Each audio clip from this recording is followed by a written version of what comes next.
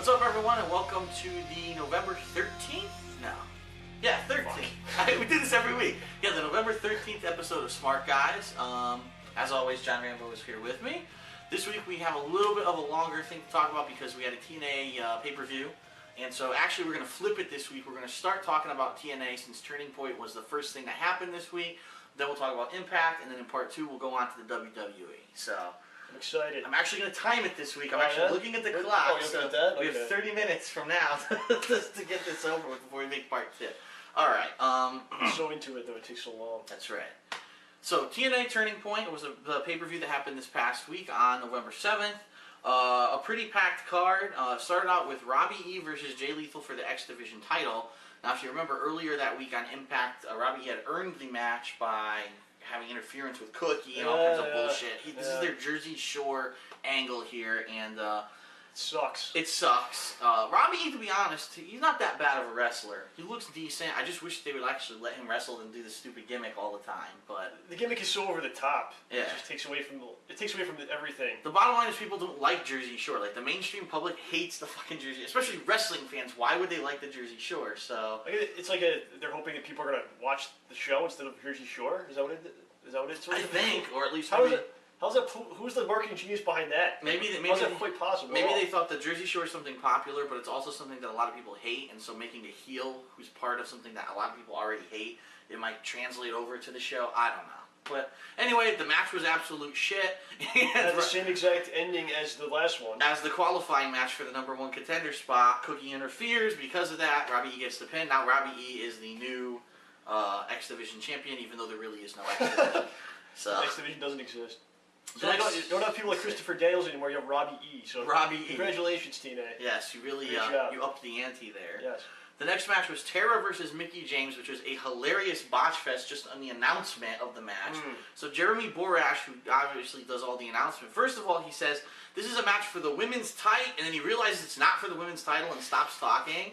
And then John actually caught... Yeah, he says, coming out with Madison Rayne, here's Tara, and she wasn't... And Madison Rayne wasn't even there. Like, oh. It's like, what's going on? She's there. So it would be nice if they informed their announcers what's actually going to happen in the match he's announcing. But it ends up being a shit match because it's no contest. The two of them get out of control, start fighting outside of the ring, which breaks a broom over her back. Which is pretty hilarious. The pre-broken broom breaks over her back. Yeah. Now this is just the continuation of the same thing that's happened for the past 3 weeks on Impact. So the question is, where are they going with this angle of women out of control, and is there an end game in sight, or are they just fucking around? It wasn't even mentioned on Impact this week, so I don't know. Right, so I don't know. You're absolutely right. Up next was a match that I think a lot of people had high expectations for, was the Motor City Machine Guns against Team 3D. It was supposed to be Team 3D's last tag team match. There was a big promos leading up to this saying they've done everything they could possibly do. 23-time tag title holders, won it in every single federation they've ever competed in, so this was going to be it. And if they went out on top, they went out on top. If not, at least they lost to the best tag team in the business. To be fair, the match was decently length. It wasn't long, but it was a decent length. Bubba actually bladed really early. And I didn't understand it. It was only maybe 3 or 4 minutes in, he bladed already. So I kind of like, uh-oh, maybe this match is going to be short.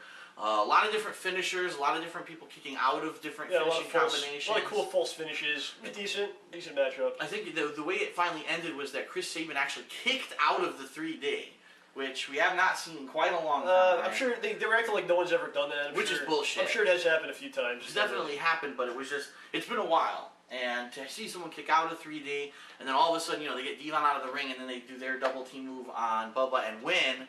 It was a little anticlimactic, but at that point, it wasn't like typical of a Team 3D match. You kind of got the sense that probably wasn't their last match. Exactly. Since they really didn't go all out with it. You thought they would have went all out, or at least went a little harder, but in this case, it seemed like maybe they were going a little bit on the lighter side, so maybe a sign of things to come. The next match was Tommy Dreamer against RVD. Really interesting match because they start out, and it looks like it's actually going to be like a legitimate ECW style match, but all of a sudden, right in the middle of the match, Tommy Dreamer legitimately breaks his wrist. And it's so disgusting because they start showing the angle and the bone is popping out of his arm. It's not breaking the skin, but it's a big, jutting bone coming out. It's cool that Dreamer, he kind of used it in the match.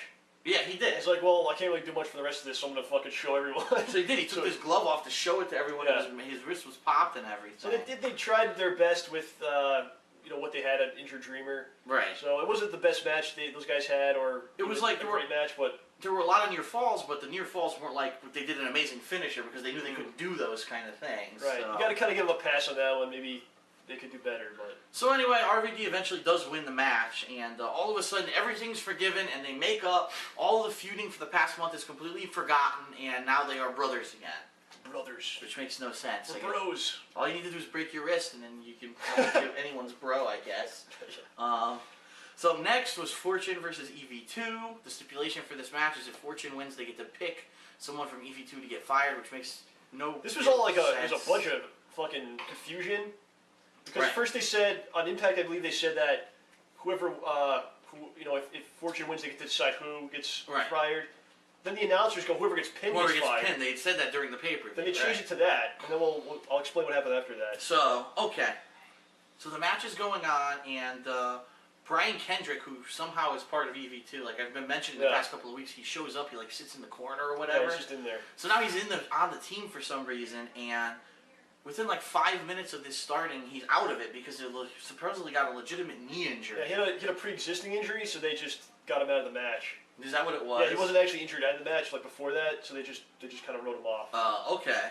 But it was funny because the announcers were like, gee, maybe he just tried to get out of the match so he wouldn't get pinned and get fired. Right. So it was an interesting angle there. But a lot of back and forth. Eventually it ends up with Sabu losing the match versus a Styles Clash. But it was a weird-looking Styles Clash. It didn't look like a normal Styles Clash for whatever reason. I don't know. But as you were alluding to... Yeah, then, so they say... They already tell us Sabu's been fired. Right. They announced this because he got pinned, he was fired. Then Ric Flair, unfortunately, comes out, and then Ric Flair all of a sudden gets on the mic, and he's like, "I'm gonna decide who gets fired.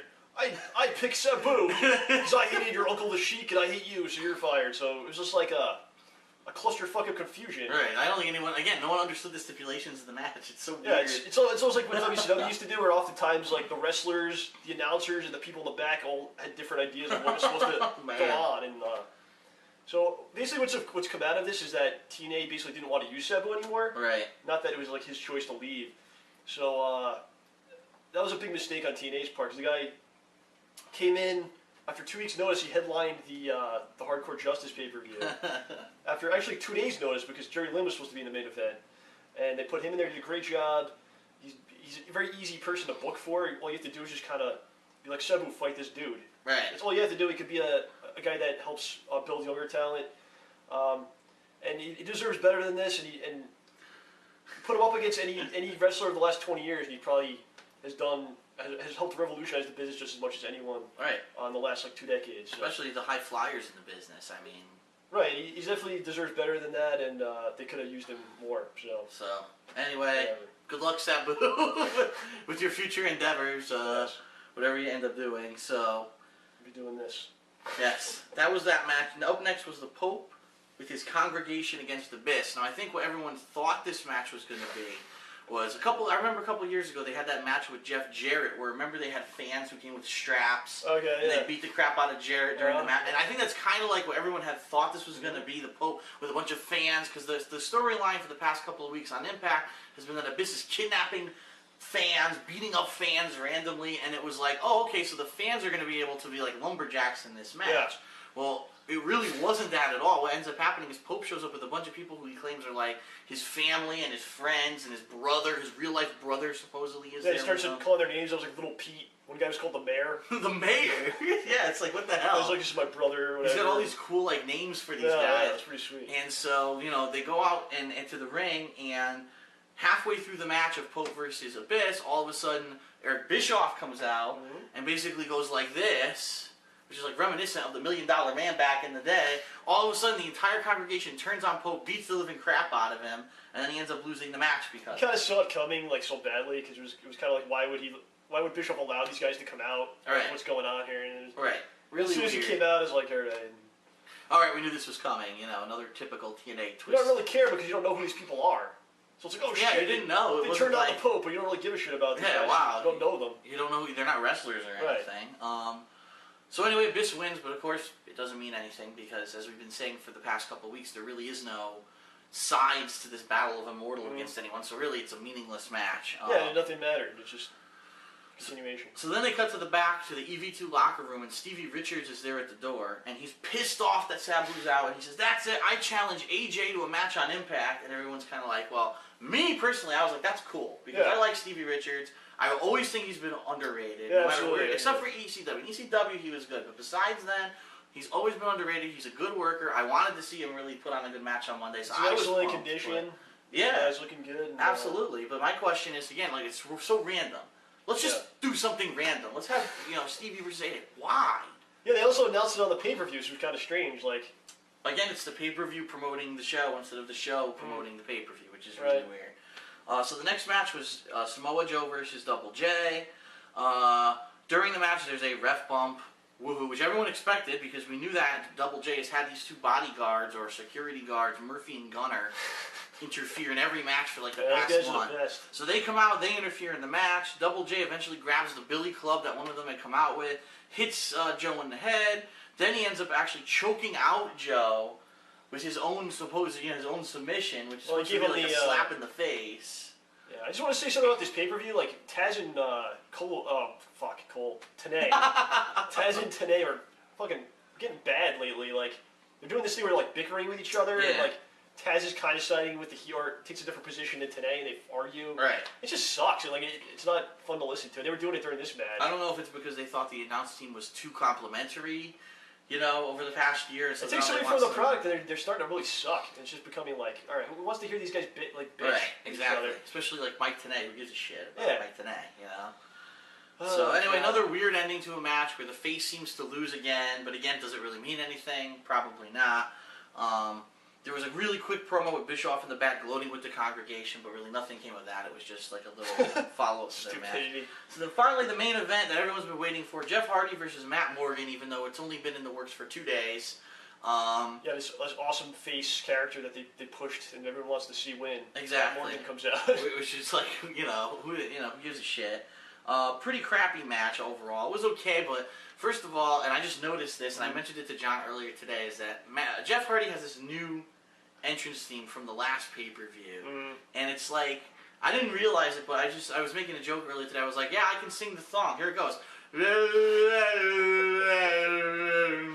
And that actually does sound like the theme that he goes out to. Like. And then John says, oh, that's Jeff Hardy singing. Yeah. I said, what? He sings his own fucking entrance theme. That is like the worst thing. Who else has ever sang their own entrance theme? Shawn Michaels. Oh yeah, that is true. That's about it. But he actually did sing. He didn't mumble. So, well, I guess The Rock did say, you can smell what The Rock is cooking, I guess. But so anyway, the match is pretty shitty. The really weird thing about this match is the ending. What should have been the ending, because I don't know what the fuck happened. It was Matt Morgan. Well, first of all, the ref, so everyone knows, the ref during this match is actually Eric Bischoff's son. No one knows that. They haven't announced that on TV or anything yet. But I guess when they first showed the guys in the ring, I was like, why isn't Earl Hebner the ref? Right. I was like, it's the main event. Why is this guy the ref? Who knows this guy? And they came out later on. That's actually his son. So right. It's like, okay, I guess his son gets to be the main event ref. Either that, or maybe it's an angle. Maybe they did it on purpose because they wanted him. They wanted it to not be Earl Hebner who fucks up. I don't know. But anyway, the match is going on, and Matt Morgan pins Jeff Hardy and hooks the leg. So the ref goes 1, 2. Then it's like Matt Morgan realizes, oh shit, I wasn't supposed to hook the leg because Jeff's supposed to kick out. So he lets go of the leg, and at the same time, Jeff tries to actually kick out, but he realizes he can't because it's too late. So he jerks his leg and accidentally kicks the ref in the shoulder. Now he doesn't get his shoulders up off the mat, but he kicks the ref, and the ref is like, the ref actually had time to make the 3 count before he got kicked. Well, he did do the 3 count. He did 3, and then he went 2, and the whole crowd goes, what? So obviously something was botched. I don't know what exactly was supposed to happen. Right. I'd like to know, but and then all of a sudden, of course, Jeff Hardy reversals everything and wins, and it's like, okay, that was a really shitty match. All that non-build up. It almost seems like during this last couple of weeks they fucked up because it should have been Anderson in the main event anyway. Now Anderson couldn't be in because of the concussion. They put Morgan in. Matt Morgan in there, who just became a face, and then they have a shit match. And then what happens to Matt Morgan now? He just became a big baby face, and now he lost already. So where do we go from there? So well, it's funny you mention that because now we're gonna follow along to Impact, which happened So on Thursday. we got rid of Sabu. We hired Bischoff's son, who fucks up, and Right. Here we go. Next show. So Impact opens with, surprisingly, the exact same opening that happened on the Impact that followed Bound for Glory last month. The same people come out. We are immortal. And then Fortune comes out. And then, guess who's here today? Hulk Hogan's actually on Impact today. Hulk Hogan comes out. So it's like 20 minutes into the thing. They're all just fucking like blowing each other and like stroking each other's cocks. Yeah. Like, Hogan comes out last after Jeff Hardy, so he's the most. Here's the immortal one. He has his long entrance where he comes out. Right. He's put over Flair. He's the greatest ever. Right. They're fucking all making out in there, and Bischoff's the mastermind and all this stuff. So, it's like TNA. It's like Bischoff, Flair, Hogan. Those are the most important people in the world, and everyone else is like secondary. Right. Everyone else is a mid-carder. So they're doing this for a good 25 minutes. It's about 30 minutes of. Then Jeff Hardy finally comes out, and they say, "Oh, Jeff, good job. Defending your title, even though we all know that it was botched. If you watched the pay-per-view earlier that week." And they said they're announcing big announcement. They're making a new belt, a new title belt, because they want to get rid of the Dixie Carter era, and they want to bring in a new era of greatness for TNA. So they lower this belt from the rafters, and it's probably the ugliest thing. It probably looks like the belt that came as an accessory with my Skeletor action figure in the 80s. Skeletor's belt? It's a purple belt. The front of it looks like the Ultimate Warrior, I thought. Looks like the Silver Surfer's face or something. Yeah, some weird face logo, which I guess is supposed to be Jeff Hardy. People are saying it looks like the Divas belt. I don't know. It does. It looks like one of the Divas belts. I don't know. I think all those custom belts are stupid, except for the Smoking Skull title was cool. For Austin, right? Right. I don't know. The spinner belt's stupid. This one's might be worse somehow. It's it looks hideous. It's stupid. Like, sure, it might fit Jeff Hardy's persona, but if someone else wins it, are they they're embarrassed to fucking carry that thing around? This is what I think. I don't know if it's true. I think it's gonna be like his belt, and then if he lost it, then they would go back to the other one probably. But how would they do that? Because the next thing that happened is Hogan threw out the old belt. He throws it in the trash can. He says, "I don't want this belt anymore." Maybe someone will find it in the trash. Yeah, that's a plot line. Someone finds it in the trash, and they come out with it every week. Eric Young is like dumpster diving, and he finds it, and he's gonna fucking. Oh God. Strap it to himself. I don't know. So anyway, what happened? So obviously after 30 minutes, something has to happen. So finally, Pope comes out and interrupts them and says, "That's it. I want Eric Bischoff because of what he did. And he paid off my congregation at the pay-per-view." Then Samoa Joe comes out at the same time and says, "Well, I want Double J because he cheated me in my match." Then RVD comes out and says, "Well, I want Jeff Hardy for what he did, months ago, having Abyss attack me." Then Matt Morgan comes out, and you're like, well, wait a minute, is Matt Morgan going to say he wants Jeff Hardy too? Because then it's a double. He did it first. I was like, well, you just lost. And then he's like, oh, what happened with the match and all that, the botch. Yeah, he's like, well, the botch, but I want Hulk Hogan because he's the one responsible for everything. So here's basically, 4 faces who were like, all right, we all want, basically we're back where we should have been a month ago. That's all it was. Right. It's basically like it's like a kick in the nuts, and it's like what you've been watching for the last 4 weeks is a waste of your time, and now we're going back to where we were supposed to be, because Hogan was fucking making commercials where he's showing his nuts to people. And right, yeah. Rent-a-Center shit and all kinds of stuff. Freaking Rap Jam or whatever. Now, if you watch our Smark guys from a month ago, the one thing that we said is, why was it that when Immortal was formed, there was no solid face stable to go against them? So here we are a month later. Now they finally decided, hey, look, we'll have a bunch of faces come out to face them. So it's like a month later, they're finally getting the picture. Yeah. The first match on the actual show of Impact was Jay Lethal and what the hell? Something Wild. I forget her first name. Taylor Wilde. Taylor Wilde. Who's a champion. We haven't seen her in like. She's a tag champion. We haven't seen her in like. I forgot there were even Diva tag belts, and I've been watching. Really shouldn't be. I've been watching TNA for the past month and a half to do this show, and I didn't even know there were. They've been on for like 2 months. So she comes out, and they're wrestling the Shore. A really weird match because apparently Cookie isn't a wrestler, which I don't know if that's true or not, but they were pushing that. I think she's had matches on the Independents. Her name's like Becky Bayless or something. So I fucking don't care. So most of the match ended up being Robbie E doing all the moves. Doing the same shit with her interference and the. Right. She takes off her boot. That's what happened. That's what I wrote here. Cookie's boot. I couldn't remember what it said. Robbie gets the boot. He hits Jay Lethal in the head, and it sucks, and the whole thing's and it's horrible. stupid, and it's still continuing. The crowd doesn't like it. No one likes it. and we all get fucked. So yeah. All right. Then there was a promo with Team 3D coming out. Now, as we had said at the pay-per-view, it was supposed to be their last match as tag team. They had lost to the Motor City Machine Guns. So they come out, they make this big speech about how Bubba's not going to try to go be a musician. Devon has 2 kids, he wants to be there for them. Right. There's a big heartfelt goodbye, they hug, and we're like, alright, maybe this is going to be a nice, legitimate way to send these guys off.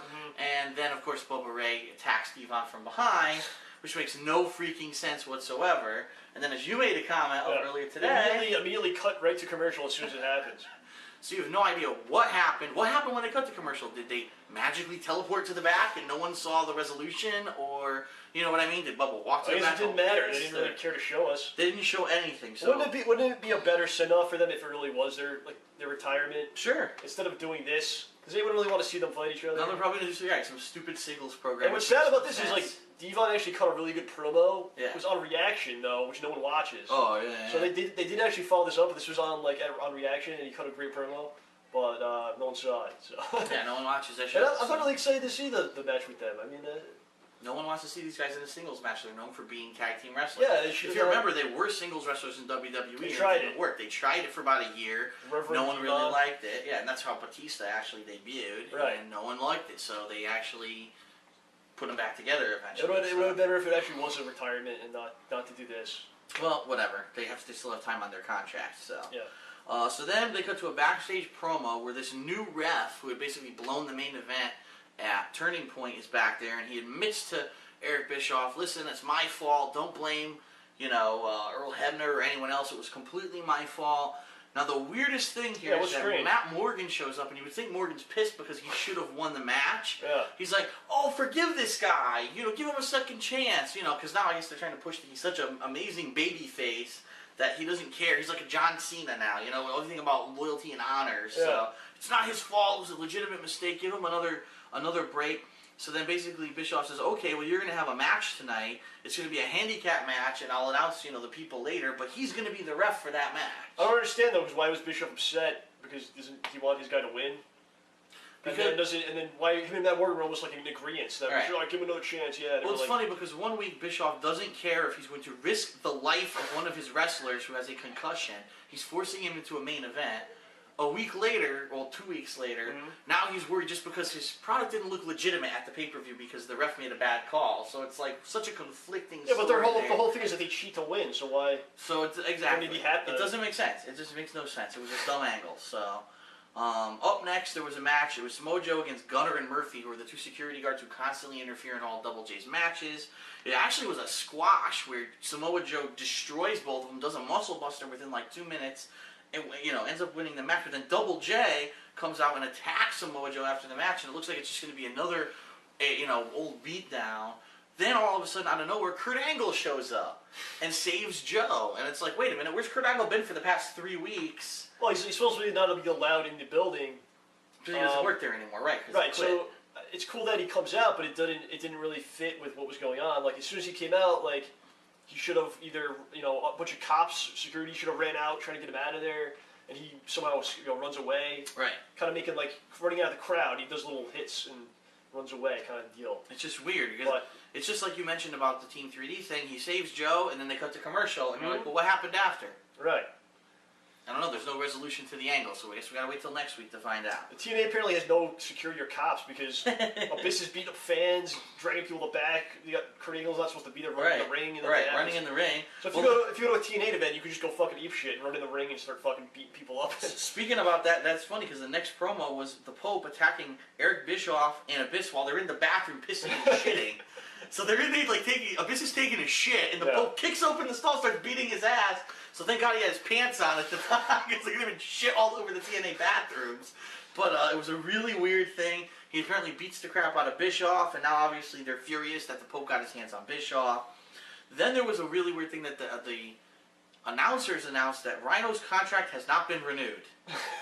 It was just random. They just said, by the way, Rhino's contract has not been renewed. That's what always happens in wrestling. They always announce those kinds of things. On the air. Randomly on the air between matches. And everyone's like, okay. They always give you contract status. They go, Rob Van Dam has 6 months left on his contract. And, So really, really weird.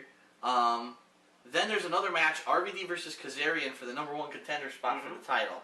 Which doesn't make sense to me because wouldn't Kazarian want the #1 contender spot? Yet that wasn't the stipulation. The stipulation only was if RVD wins. only if RVD wins would he be the number Well, one. he doesn't want it. He doesn't want it because he doesn't want to fight his brother, his immortal. They're immortals, Anyway, and they will always be immortal. Anyway, so an interesting match. Both guys are really Yeah, it was good performers. As everyone knows, they're both really good performers. But then Rhino, who supposedly didn't have his contract renewed, hits the ring, gores RVD, and RVD loses. Now, wouldn't it be better if Rhino just came out and gored him, and then they explained afterwards what happened instead of just like kind of calling it? Right. They called it ahead of time. Basically, you knew something was going to happen with Rhino, and then it happens. Like, wow, that's excellent. So then Dreamer comes in, saves him, but then he gets attacked by Rhino too, and it's really confusing. What's going on? No one really knows. Then they cut back to backstage where the Pope basically has kidnapped Eric Bischoff and is beating the crap out of him. He puts the Pope gear He says, on "Do him. you want to be the Pope?" Does you want to be the Pope? So he takes his do-rag out and he puts it on Eric Bischoff. And he takes his glasses off and his chain, puts it on him. He says, "Now rap for me." And he goes, "Okay, my shizzle, my dizzle." Oh my God. That's not what I meant, you idiot. I didn't mean you actually trying to rap. He says, "I want you to rap like you're talking to the congregation." So he's like, "Oh, blah, blah, blah." Right. It's just a really weird backstage promo. It's kind of similar, I guess, to what they were trying to show that Abyss did to the fans earlier. Now he's doing it to Bischoff to get some payback. So up next is the match that was announced actually at the pay-per-view. AJ Styles versus Stevie Richards for the TV title. Now, that hadn't been announced, but all of a sudden it becomes a match for the TV title. That's crap anyway. So it's a good match, good back and forth, and then the ending is a little odd because AJ does the Styles Clash, but puts Stevie Richards on his neck. Yeah. Which I was like, what the fuck was that about? Like, AJ knows how to do the Styles Clash. Well, I think it was supposed to happen that way. There's supposed to legitimately put it on his neck? Like, isn't that risky? It's risky, but I guess they're trying to sell that he's killing him or whatever. Fuck. There was a good spot in this one where he did the Stevie kick. Where AJ jumped off the top. Richards did the Stevie kick to him. But yeah, I guess that was part of the storyline where he was like trying to break his neck or whatever. So. It's just so bad. They actually positioned it like that. I don't know where we go from there. So if it leads to Stevie Richards getting something out of it, maybe. But who knows? So then it goes to another backstage promo. It's still the Pope and Bischoff. He puts Eric Bischoff in a casket, which is the same casket that had been on Impact 1 or 2 weeks before. And which is funny because now it's not dented anymore. Yeah, this is like 20 minutes later, so we should be like punching him and beating him up for like half hour. Yes, he was actually rapping for a half hour. Yeah, So punching him. They were cutting an album. He puts him in the casket, wheels him out. What the fuck was he bringing him? I don't know, because it doesn't. It's like he's wheeling him to the ring for no apparent reason. Yeah. Of course, Abyss, comes out with the save, beats up Pope, and puts Pope in the casket, and that's the end of the angle for the night. Well, Bischoff comes out, he gives him a low blow. Right. It's Bischoff's right. Bischoff's the reason why Abyss, gets to put him. He's been beat up. This is what happened last week. He's been beat up for like a half hour. All of a sudden, gets out. He's fine. Right. Why doesn't he do a blade job like everyone else has to do with TNA? He's running the company. He should do the same thing. We're running low on time. We only got like 2 minutes left. So just the main event, which is another really weird thing. Eric Bischoff gets on commentary for this match. And he's fine. So he's fine. He announces that if Morgan wins the match, he'll be the #1 contender. Now, this wasn't even a stipulation in the match before the match started. Right. But he makes it a stipulation during the match. So it's Beer Money and Doug Williams against Matt Morgan. Actually, Matt Morgan ends up winning the match after a little bit of back and forth. So now Eric Bischoff says, fuck, I wish I didn't make that stipulation. But then, of course, Jeff Hardy comes out, attacks Matt Morgan from behind. And now the question remains, is he really the #1 contender or not? Or was that just a botch by Bischoff? No one really seems to know what's going on right now. So that was your Impact for this week. At least the one thing I can say positive about it is at least they seem to be building a face stable now who's going to be taking on Immortal. But my question is, what took them so long? Why was there a month of wasted time when they could have been doing this? And now it seems like you could have been asleep for a month and, the product didn't change. Half like we've been mentioning, Diva Tag Champions haven't shown up on TV. There's no X Division. Like, what is happening to half the company now that they have this Immortal angle? I'll just go back to what I said. It's Bischoff, Hogan, and Flair, the show. So if you like those guys, you're having a great time watching this every week. Right. If you want to see other stuff, then you're probably not screwed. Go watch WWE, I guess. All right, so now we will come back with part 2 of Smart Guys for this week. We'll discuss Raw and SmackDown.